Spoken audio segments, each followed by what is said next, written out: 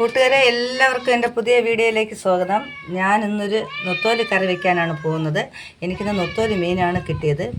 അപ്പോൾ മീൻ കഴുകാൻ വേണ്ടി എടുത്ത സമയം തൊട്ട് ഇവിടെ ഒരു കുഞ്ഞു പൂച്ചയുണ്ട്, ഭയങ്കര ബഹളമാണ്. അദ്ദേഹത്തെയും കൂടി ഞാനൊന്ന് കാണിച്ചു തരാം. അപ്പോൾ ഞാൻ മീൻ കഴുകി വൃത്തിയാക്കി. അപ്പോൾ ഞാൻ ഈ മീനിലോട്ട് മുരിങ്ങയ്ക്ക, പച്ചമുളക്, മാങ്ങ, തക്കാളിക്കപ്പഴം എന്നിവ അരിഞ്ഞ് ചേർക്കാം. അരച്ച് ചേർക്കാൻ പോകുന്ന ചേരുവകൾ തേങ്ങ ഞാൻ ഒരു മുറി എടുത്തിട്ടുണ്ട്. ജാറിലോട്ടിടുകയാണ്, മിക്സിയുടെ.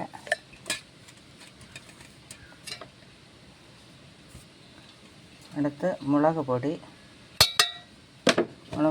ആവശ്യത്തിനെടുത്തോളാം. ഞാൻ 2 സ്പൂൺ എടുത്തു. മല്ലിപ്പൊടി 1 സ്പൂൺ മതി. അടുത്ത് മഞ്ഞപ്പൊടി കുറച്ച് മതി. അടുത്ത് ശകലം കുറച്ച് ജീരകം.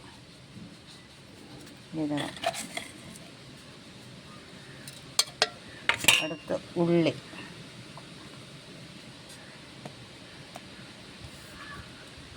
ശകലം ഇഞ്ചി, ശകലം ഉലുവാപ്പൊടി. ഇത്രയാണ് ഞാനിതിൽ അരച്ച് ചേർക്കാൻ പോകുന്നത്. ഞാൻ വറുത്തല്ല ചെയ്യുന്നത്, പച്ചയ്ക്കാണ് ഇതൊക്കെ അരയ്ക്കുന്നത്. ഉലുവായും ഒക്കെ വറുത്തിട്ടുണ്ട്, നല്ലവണ്ണം അരച്ചെടുത്തിട്ടുണ്ട്. അതിനെ ഞാൻ മീനിലോട്ട് ചേർക്കാൻ പോകുന്നു.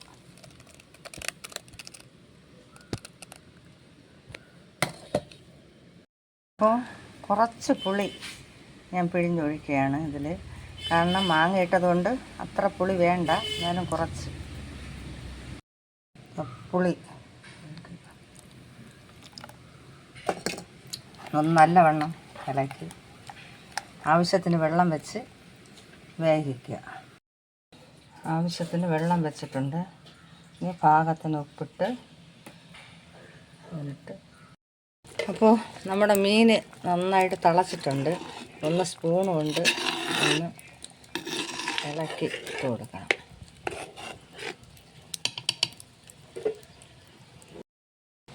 അപ്പോൾ നമ്മുടെ നൊത്തോലി മീൻ നന്നായിട്ട് വെന്ത് പാകമായിട്ടുണ്ട്. ഞാൻ അതിലോട്ട് കുറച്ച് കരിവേപ്പില ചേർക്കുകയാണ്.